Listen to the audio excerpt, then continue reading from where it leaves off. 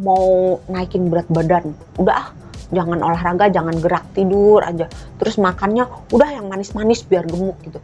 Nanti iya gemuk, tapi jadinya tidak sehat gitu. Malah jadi oversize jadinya. Pertama itu guys, pilihlah gaya hidup yang sehat. Nanti setelah ini ya. Satu lagi tadi kesalahan yang belum mention adalah pengen buru-buru.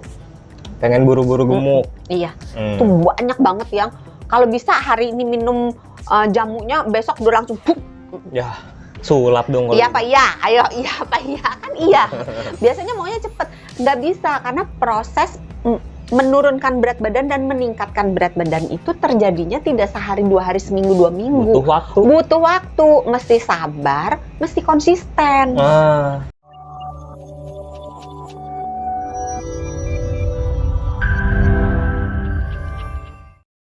Banyak orang yang mikir kalau makan junk food itu adalah cara instan supaya orang bisa gemuk. Salah nggak? Enggak sih.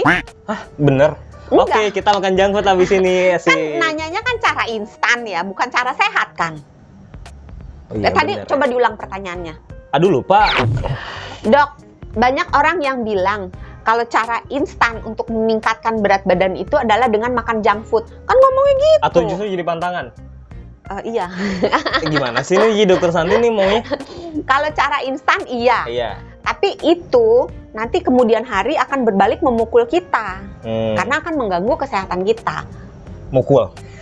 Aduh, Kan, aku dipukul. aku junk food, aku mukul. Iya, jadi nanti bisa kena penyakit jantung, bisa kena kegemukan, bisa kena diabetes, kolesterolnya naik, bisa stroke, macam-macam, darah tinggi. Aduh, serem sekali. Iya, jadi bukan berarti segala sesuatu yang instan itu kemudian menjadi sehat dan abadi sampai tua gitu. Gimana cara yang alami buat naikin berat badan? Tidur harus cukup. Tidur harus cukup. Olahraga kalau bisa porsinya itu diperbanyak di bagian yang anaerobik. Anaerobik itu apa? Yang push up, sit up, ngeplank, yang menggunakan beban. Bebannya itu boleh badan sendiri, kayak tadi beban sit hidup? up.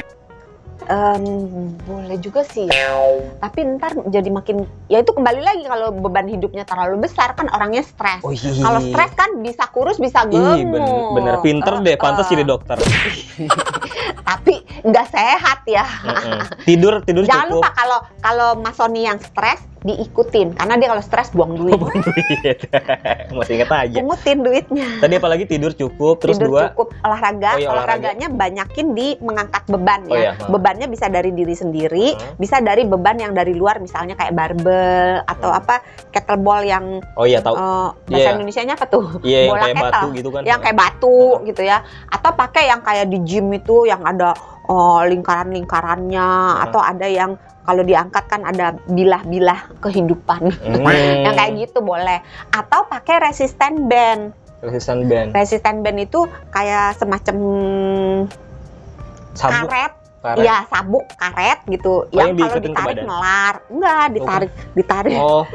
Tarik begini. Nanti melar. editor tolong edit ya. Ya. Begini. Nah, ada nanti dagangannya muncul kok di sini. Kita nggak dagang ya.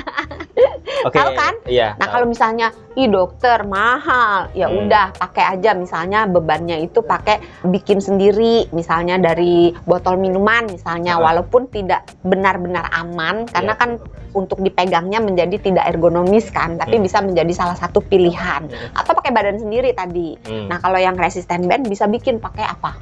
Pakai apa? Pakai itu numpang di tukang tambel bantu. Minta. Tapi beneran fungsinya sama soalnya. Atau ada juga yang ada kayak per gitu. Pernah lihat nggak kalau zaman dulu kan orang suka narik per gitu kan. Nah, itu. Oke. Selain olahraga sama tidur, apa lagi cara alami untuk naikin berat badan? Harus makan. Makan itu harus dibikin program gitu nggak sih, kayak misalkan apa ya, diet intermittent itu kan harus dibikin jadwal jendela kayak gitu juga sih. Tergantung orangnya sih, Tapi pada umumnya nasihat untuk pola makan yang diberikan adalah makannya itu dalam porsi yang tidak membuat sampai gangguan begah gitu ya, sebisanya dia, dengan frekuensi yang lebih sering. Terus ditambah dengan snack yang mungkin 1 hari 3 kali snacking. Jadi kalau misalnya makan nih, biasanya orang yang kurus makannya dikit. Jarang orang kurus makannya banyak tanpa sebab. Biasanya kalau orang kurus makannya banyak, itu entah aktivitasnya tinggi, entah massa ototnya banyak, entah metabolismenya sangat tinggi, atau memang ada gangguan. Tapi biasanya pada umumnya nih, orang yang kurus makannya sedikit. Atau ngerokok juga bikin kurus loh. Jangan dong. Tapi bukan berarti Dokter Santi suruh ngerokok ya. Tadi kan frekuensinya, jenis makanan yang sekarang. Jenis makanannya, jenis yang baik-baik aja ya. Jangan yang Rajin menabung. Iya, rajin menabung gitu. Sering ke masjid. Iya, sering ke gereja. Masjid, iya. Sering apa lagi? Yang hafal. Tadi sila 1 sampai sila 5. Hafal Al-Quran dan hafal Alkitab. Ini susah banget ya syaratnya ya. Kayak syarat lowongan kerja ya. Jadi makannya itu harus cukup protein. Cukup karbohidrat. Jadi jangan mantang karbo. Oh iya. Cuma milih karbonya. Jangan karbo yang orangnya pengen kurus, makannya tapi donat. Terus makannya misalnya apalagi yang karbo, roti-roti manis. Misalnya gitu kan. Sirup-sirup, mie instan gitu. Susah meningkatkan berat badan dengan cara yang sehat. Nah, itu jatuhnya nanti walaupun berat badannya naik tapi badannya rusak. Gitu. Jadi pilih karbohidrat yang biasa aja, yang kompleks. Jadi mau nasi boleh.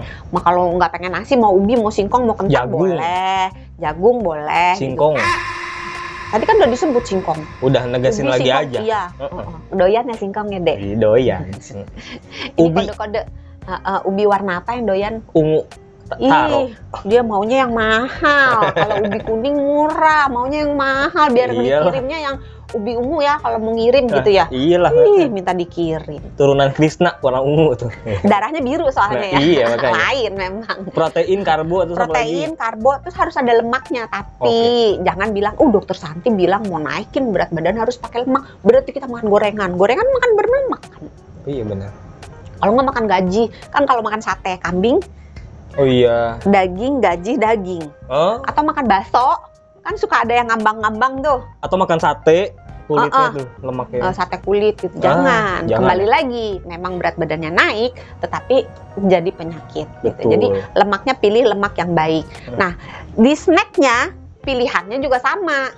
Apa aja tuh? Ada lemaknya. Ada karbonya?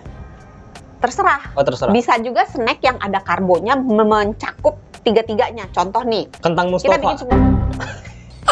Karbo kentang Mustafa. Iya, ada lemaknya, tapi nggak ada proteinnya kalau kentang Mustafa. Cuma tambahin aja sayur dikit, ya kan? Tambahin keju, taburin keju. Kentang Mustafa pakai keju enak nggak ya? Enak.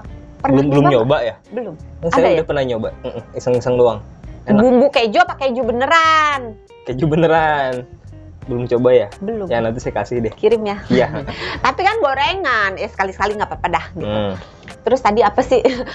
Snack ya. Snacknya misalnya kalau yang mencakup semuanya, misalnya kita bikin smoothie. Dari misalnya pisang, karbo kan. Terus pakein susu. Terus pakein misalnya alpukat. Gua nggak tahu dah ini resepnya enak apa enggak ya. Pisang sama alpukat enak gak sih? Enak aja. Alpukat. Pernah nyoba ya? Kalau nyoba silakan di blender lah itu. Di blender tambahin susu. Kalau mau ini ya susunya yang full cream, jangan susu yang low fat supaya ada sedikit lemak sehatnya gitu. Terus bisa juga bikin makan es krim misalnya yang terbuatnya dari susu. Yang kalau bisa jangan pakai gula banyak-banyak.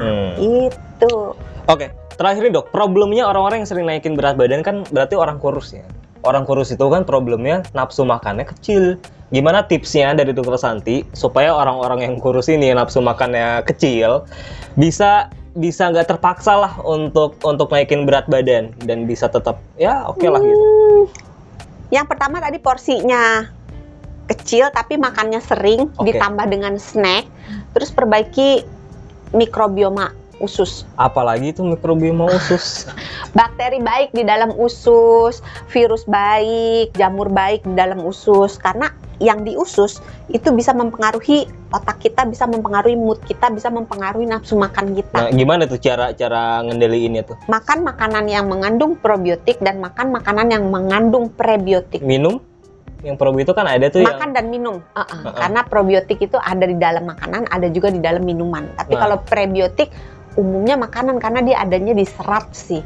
Serat-serat kayak di serat buah, serat di dalam sayur, itu adalah makanan buat si bakteri baik. Karena ada tuh minuman yang buat usus tuh. Boleh. Yang minum bakul tiap hari. Boleh. Kalau enggak susu kefir, kombucha, gitu kan, miso soup. Jangan yang luar negeri yang Nusantara. Oh, iya. Tempe, tape ketan, tape singkong. Terus beberapa daerah ada durian yang difermentasi.